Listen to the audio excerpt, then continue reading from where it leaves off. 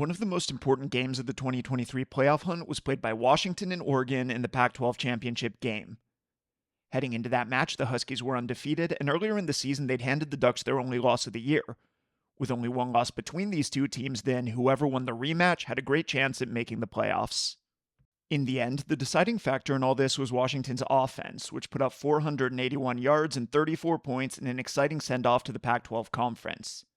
I'd never broken down head coach Kalen DeBoer or offensive coordinator Ryan Grubb before, but what I saw in this game was an offense that, while it bases out of a relatively small number of personnel groupings and formations, actually presents a highly diverse and well thought out series of threats. What they were especially good at in the Pac-12 championship, though, was putting pressure on the Duck perimeter, forcing them to defend from sideline to sideline while prying open vertical seams to attack them through the air. In this video, we'll see how all of that fit together to produce a conference championship for the Huskies and a spot in the playoff. Let's start with a look at this play. As I just said, Washington wanted to force the Ducks to defend the whole width of the field in this game, and so here they're doing that by going with a 4-wide spread set. More specifically, they're using a formation that we're going to see a lot of in this game with a 3-man bunch to the left side of the formation. To that side, they have 2 wide receivers and a tight end. And then to the opposite side, they have just a single wide receiver. Now, in this case, Oregon doesn't look that concerned with Washington's spread set. They're basically saying, okay, we see your bunch and we're going to put 3 defenders over those guys, but we're not going to do anything else about it. Meanwhile, down at the bottom of the screen, they're playing press with a single wide receiver, but even here, their safety's lined up at 10 yards, and he's in as good a position to come up and defend the run as he is to bail out and play over the top. The result of all this is that because Washington's going spread and trying to stretch the defense from sideline to sideline, they've ended up with an apparent weakness in the box. Looking at Oregon's defense, they've kept their whole front in there, so they have 4 first-level defenders and 2 linebackers for a grand total of 6. While the Huskies only have their 5 offensive linemen as blockers. If Washington's going to be able to run the ball here, then they need to find a way to neutralize at least one of those defenders, and on this play we'll see our first example of that perimeter-based attack that I mentioned in the opening. The idea here is that they want to take this edge player toward the top of the screen, and they want to neutralize him by running to a spot of the field that he can't get to, in this case, off tackle to the right. As a broad strategy, that's all well and good, and it makes some sense, but of course the Ducks aren't just going to let it happen. They have the numerical advantage here, and that gives them the power to dictate a little bit. On this play then, they're using their alignment to cut off exactly this kind of play. And to see what I mean, let's think about who each of Washington's linemen will have to block if they're going to run the ball to this side. If we number their blockers, starting with the center as number 1, and then with the right guard as number 2, and the right tackle as number 3, we see that the first guy to the play side of center will be this linebacker, the next guy outside of him will be this defensive tackle, and the next guy outside of him will be this edge player. The problem here is that when we look at each of those defenders, we see that they're all outside of the guy that's got the best chance to block them. This means that if the Huskies want to run the ball to the edge, at least one of those blockers will have to cross his man's face, and in most cases, that's a block that'll be relatively tough to make. The risk here then is that if none of those guys succeeds in getting across his defender, then Oregon's going to be able to cut off any path to the outside, forcing the ball back inside where that unblocked edge player will have a chance to make the tackle.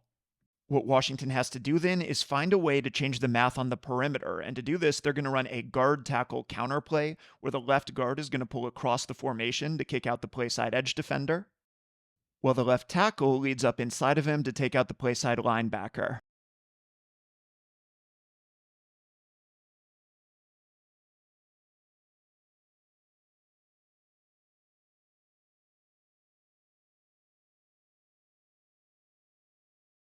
Now, when we look back at the center, right guard, and right tackle and think about their assignments, what this lets them do is effectively cancel out those 2 defenders, right? They don't have to worry about them anymore.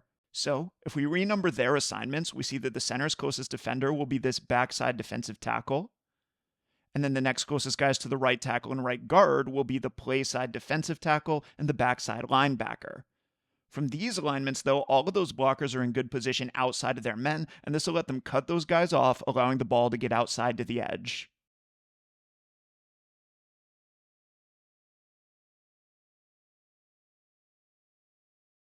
If you're Oregon, then, a big key to defending this kind of run comes from making sure that you can get defenders to whatever edge Washington wants to attack.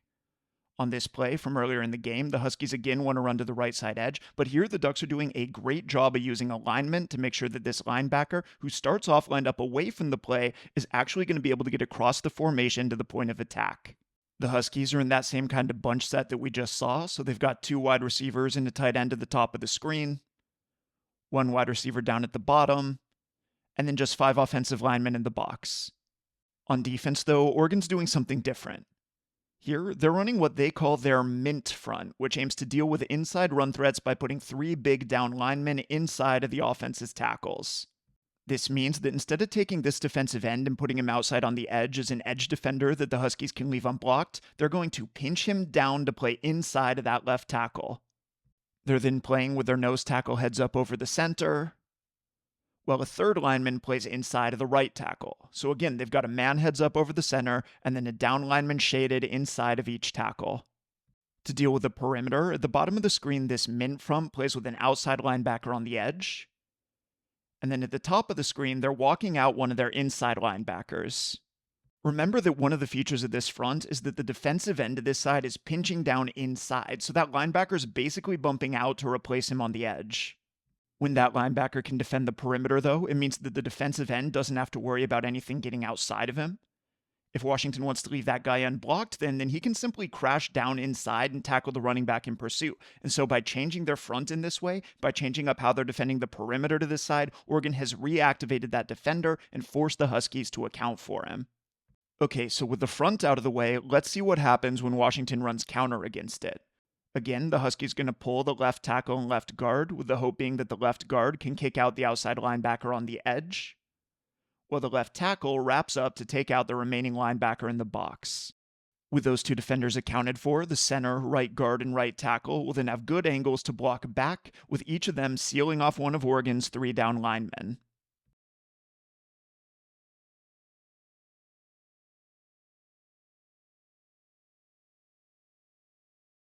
As I said at the start of the play, though, Oregon's goal is to make sure that this linebacker right here can get across the formation, and so what they want to do is create a race to the edge between that guy and the left tackle that's pulling to block him, because as long as that linebacker's racing an offensive tackle across the field, they feel like they're winning.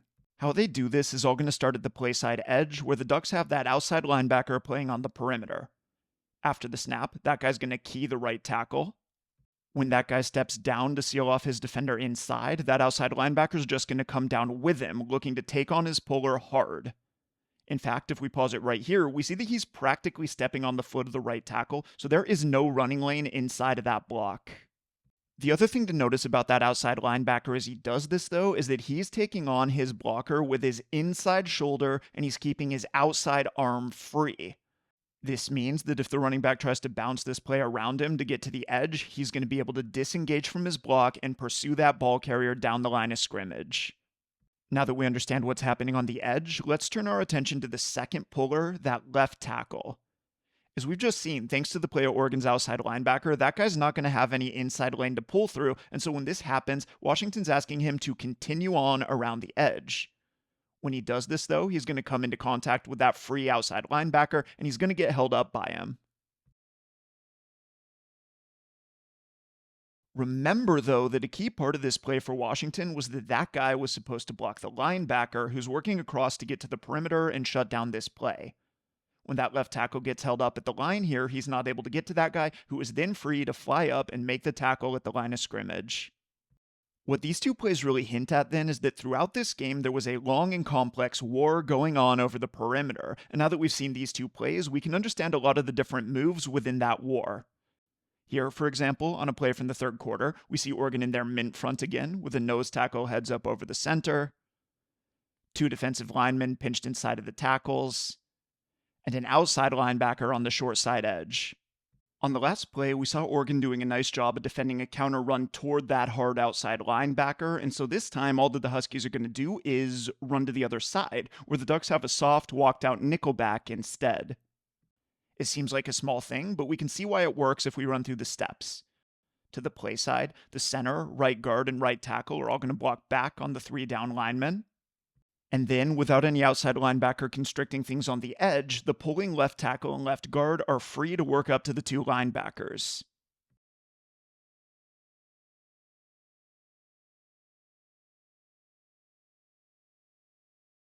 Another thing that makes Washington's offense so tricky, though, is that they have a variety of schemes that use pulling linemen to put pressure on the perimeter in this way. For example, here we see Oregon getting set up in their mint front again, so there's a nose tackle lined up heads up over the center, with 2 defensive linemen who will end up pinched inside the tackles. At the bottom of the screen again then, we have that outside linebacker playing hard on the edge. Now, we know that on an earlier play that we studied, the Huskies had trouble running toward that outside linebacker, and so here they're going to attack him with a different blocking scheme. To do this, they've put a tight end to his side as an extra blocker, and they're going to use that guy to work a cross block with the right tackle. If this were counter, then that tackle would have to block back on the defensive lineman playing inside of him. On this play, though, the tight end is going to block back on that guy instead, and then that's going to free up the tackle to fire out to block the edge player, opening up a lane in between those 2 blocks. Again, if this were counter, then the Huskies would have to pull 2 blockers from the opposite side of the formation, one to kick out the edge defender, and another to lead up to the linebacker level. In this new blocking scheme, though, they already have a kick-out block coming from that tight end tackle cross block, and so they only need to bring over one more guy, the left guard in this case, to lead up through the hole. What this means, and this is critical, is that the left tackle does not have to pull on this play. So what's going to happen here is that the left tackle is going to cut off that pinched defensive end to prevent him from pursuing down the line. And then the center and right guard are going to work a combo block from the nose tackle up to the linebacker to this side. The effect of this is that that combo block is going to open up a massive cutback lane, which the running back hits for another big gain.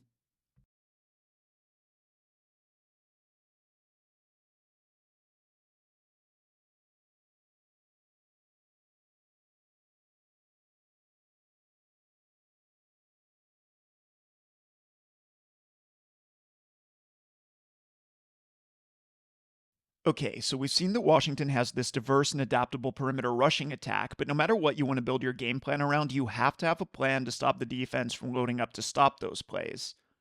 In this game, one important, if unspectacular part of this was Washington's run-pass option or RPO game, and we can get an idea how that worked here. On this play, the Huskies are combining 2 elements that we've seen earlier in this video. At the top of the screen, they have a tight end on the edge, and here they're going to run a similar blocking scheme to the one that we just saw, with the left guard pulling around to lead up through the hole. To the opposite side, they then have another one of those 3 receiver bunches. So far, we've seen them line up with a lot of bunch sets like this, and now we're finally ready to talk about those receivers, because what the Huskies are doing is creating tension by putting the run and passing strengths of their formation to opposite sides of the field. To the right side, they have the majority of their run blockers, with that tight end on the edge giving them an extra guy to that side. If you're Oregon then and you're getting hurt by these perimeter runs to the tight end, what's one way that you might be able to swing things in your favor? Well, hypothetically, one option would be to roll your secondary to that side. In this way, you could gain a safety as an extra man to neutralize that tight end as an extra blocker. The problem with this, though, is that when you roll your secondary toward the run strength like this, you are also rolling away from the Huskies' passing strength, which is down at the bottom of the screen. That's the side that their bunch is on, and so however you decide to defend the run in this game, you have to make sure that you can also defend those 3 receivers. To take advantage of this tension, the Huskies are going to take a perimeter run toward the tight end on the right, and they're going to pair it with a bubble screen to the left. In this way, 2 of their receivers can block the 2 down defensive backs that the Ducks have here.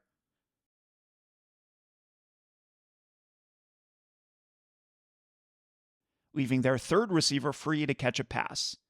It's then up to the quarterback to read the defense and to decide whether it's best to hand off for the run to the right or to throw it for the screen to the left. So that's the basic plan of attack, and on this play, Oregon's doing a pretty good job of defending it. They're in their mint front, so they have a nose tackle heads up over the center with 2 more defensive linemen pinched inside the tackles.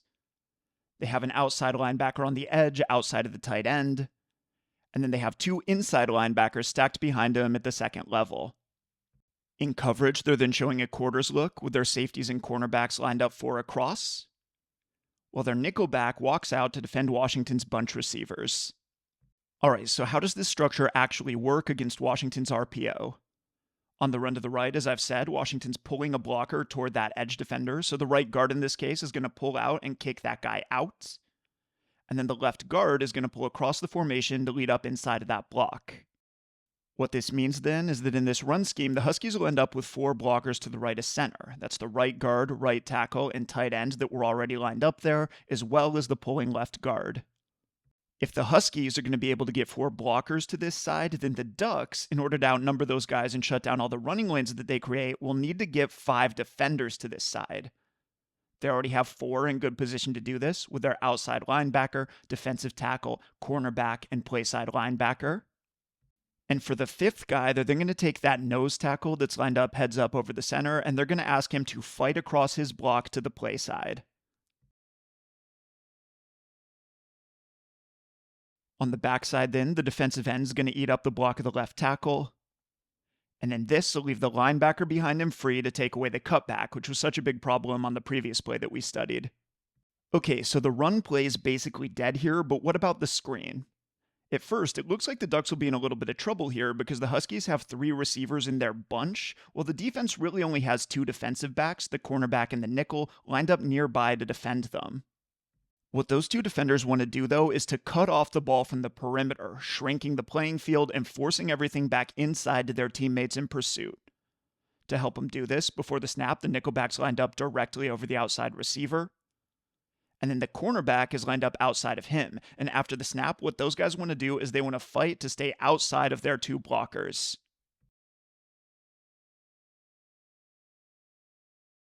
This should then force the ball carrier to cut back to the inside, giving the safety playing over the top and inside time to fly down and make the tackle.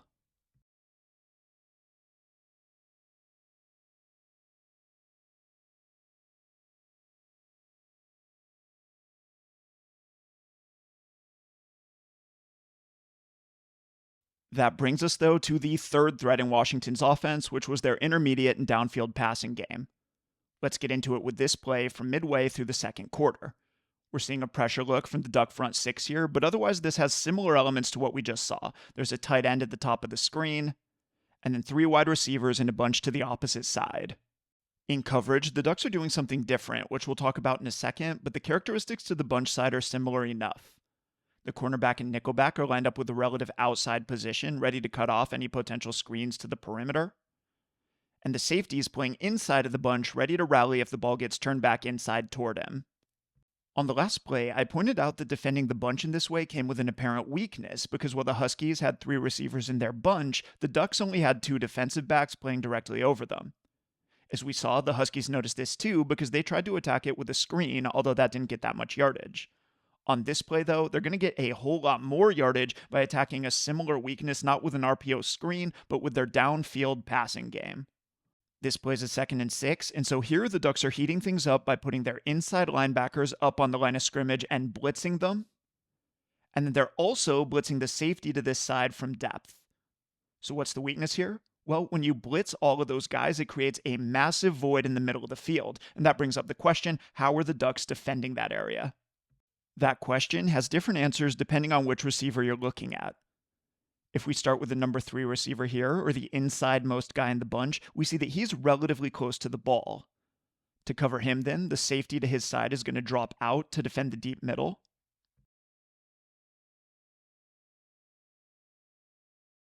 And then the cornerback from the opposite side is going to cross-key to him, ready to cut off any kind of intermediate crossing route. So, if that guy cuts inside at any level, those are the 2 guys that are going to be responsible for him. For the 2 outside receivers, the answer is a little bit different. To defend those guys, then, it looks like we have an inside-outside bracket between the cornerback and the nickelback. So, the nickelback's going to drop out under control and sit on those 2 receivers. If any of them breaks inside and over the middle, then he's going to cover that route. The cornerback, on the other hand, is going to sit outside as the last line of defense on the perimeter, making sure that neither of those guys gets deep down the sideline. That bracket will give him answers against anything intermediate or downfield, but for shorter stuff like slants or square ends that break under those guys, this edge player to the offense's left is going to drop out and wall off anything underneath. From there, he's going to zone off, reading the quarterback and breaking on any throw to his area. To attack this coverage, Washington's engineering a particularly deadly high-low stretch on those 2 bracket defenders, the nickelback and the cornerback, and they're doing it with that number 3 receiver, that inside man in the bunch. Before the snap, we see that he's lined up outside of the left hash. Once the play starts, though, he's going to release inside and push vertical. This might seem counterintuitive at first, but by doing this, he's actually freezing that deep middle safety because as long as he's threatening that guy down the middle of the field, that defender cannot widen out toward either sideline. With that safety frozen in the deep middle like this, that receiver is going to continue vertical until roughly 15 yards, and only then, once he's established his vertical position and kept that safety to the inside, is he going to bang his route outside and away from that guy, aiming for the pylon down the deep sideline. Meanwhile, on the perimeter, the outside receiver is going to push to a depth of 15 yards as well, but once he gets there, he's going to break in. When we combine that route with a deeper route developing behind him, what this does is it puts a high-low stretch on Oregon's nickelback, who's playing as the inside man in that bracket that we talked about. If that defender drops out to cut off the deeper route that's developing behind him, then this inside breaking route is going to pop open into a ton of space. On this play, though, the nickelback maintains his position inside of that man, giving up any ability to get to that deeper route over the top. Finally, to hold the cornerback as the outside man in that bracket, the number 2 or middle receiver is going to run a 5-yard speed out. When we look at the cornerback playing over him, we see that that guy's settled down mostly to maintain his outside bracket responsibility. If that guy bailed out instead, though, to cut off the deep route down the sideline, then the quarterback could have just slung it out to that out route, and nobody would have been left to stop it from getting some yards after the catch down the sideline. As we can see here, though, on this play, both of those bracket defenders are going to settle down, and this clears out all sorts of space down the sideline behind them. This then allows the number 3 receiver on the inside to break out, away from that deep middle safety, picking up a huge gain and setting up the Huskies' second touchdown of the game, which came on the very next play.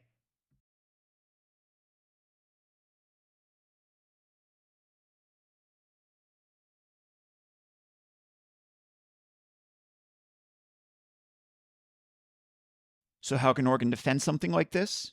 Well, one answer is to spin their secondary toward the bunch, and we'll see them doing that right here. Washington's in a tight bunch set on this play, with a tight end and 2 wide receivers down at the bottom of the screen. To avoid getting outnumbered on the perimeter like they did on the last play, the Ducks are running a bunch check out of a coverage that they'll call Mabel.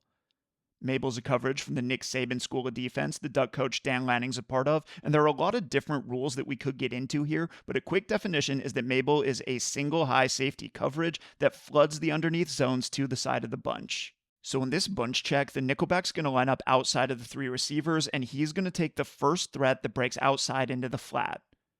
As we know, the Huskies have 3 receiving threats to this side, and so we can think of that nickelback's job is taking away whichever receiver ends up as the outsidemost man.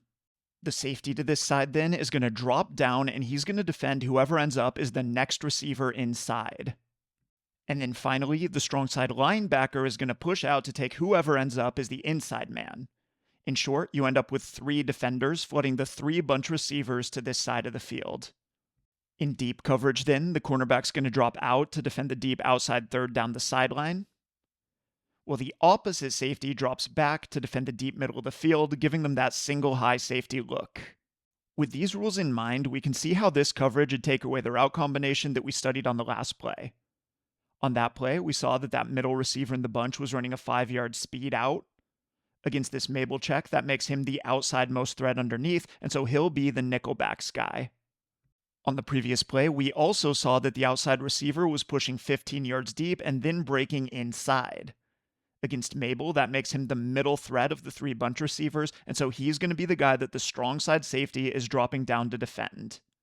Finally, on the last play, the deep threat came from the inside receiver in the bunch who pushed 15 yards downfield before banging his route outside down the sideline. In this coverage, though, the cornerback is dropping to defend that area, and in fact, if we run the play forward and if we pause it right here, we can see that guy playing with vision inside, looking up just that kind of route. So again, in this coverage, the Ducks are flooding the underneath zones with 3 defenders for 3 bunch receivers. They're playing with a cornerback outside and over the top to defend the deep sideline. And they're dropping the opposite side safety back to defend the deep middle of the field. Okay, so if the defense wants to take away these strong side route combinations by spinning toward them, then where does this weaken them? And the answer is back in the opposite direction. So how are the Ducks defending that side, and what can the Huskies do to attack it? To that side, Washington has just a single receiver, and with the Ducks pushing most of their coverage away from that guy, Mabel is going to ask the cornerback lined up over him to cover him man-to-man. Oregon's also going with a 3-man rush here and dropping 8 into coverage. So in addition to that corner, they're going to take this edge defender and have him drop out into the flat. That way, if the running back leaks across the formation or something like that, that defender will be there to pick him up. What this means, though, is that if one of Washington's bunch receivers works across the formation on a crossing route or something like that, the only guy that's going to be left to handle it is the weak side linebacker right here. And in fact, in Mabel, it's that guy's job to defend the first receiver that comes back toward him. What Washington's going to do then is engineer a mismatch on that defender with an interesting variant on a common 3-level flood pattern. In the passing game, the goal of a 3-level flood is to attack one part of the field by putting 3 receivers at different levels. In the most common version, that means that the wide receiver to the right side would run deep down the sideline, the running back would leak out into the flat underneath, and then a crossing route would come across the formation, targeting the intermediate hole in between those 2 routes. If Washington were running it this way, then we now know how Mabel'd handle it. The cornerback is manned up on the wide receiver to this side, so he'd run with him on the deep route. The edge defender's dropping out, and he'd take the running back in the flat. And then the weak side linebacker would work to cut the crossing route as it came back across the field. What the Huskies are going to do, though, is force that linebacker to cover downfield in space by swapping the assignments between the single receiver and the crossing receiver. So instead of running their flood pattern in the way that I've drawn up here, they're going to take that outside receiver and they're going to make him the intermediate threat. So after the snap, he's going to release inside toward the hash, push to about 10 yards deep, and then break outside on a corner route.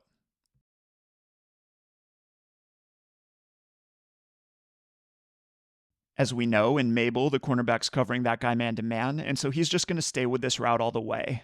What this means, though, is that there's not going to be any deep defender on the outside behind those 2. And so to attack that, the Huskies are going to take the crossing receiver right here, and they're going to give him the deep route in this flood concept.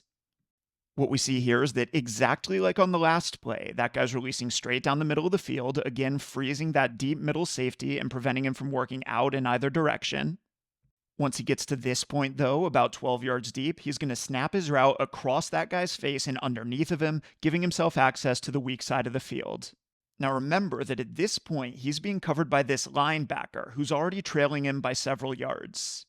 When he breaks his route outside, then, there's going to be nobody over the top to cap it, and the quarterback just has to throw his man open downfield. What we can really take away from all of these plays then is exactly how diversified Washington's attack can be, all while operating out of a simple series of bunch sets. We've seen them use these formations to pull the Oregon defense apart from sideline to sideline with a perimeter run in one direction and a perimeter screen in the other. And then we've seen them use these horizontal stretches to create vertical passing lanes, using a varied passing game again to stretch the defense from sideline to sideline, but this time 15 yards or more down the field.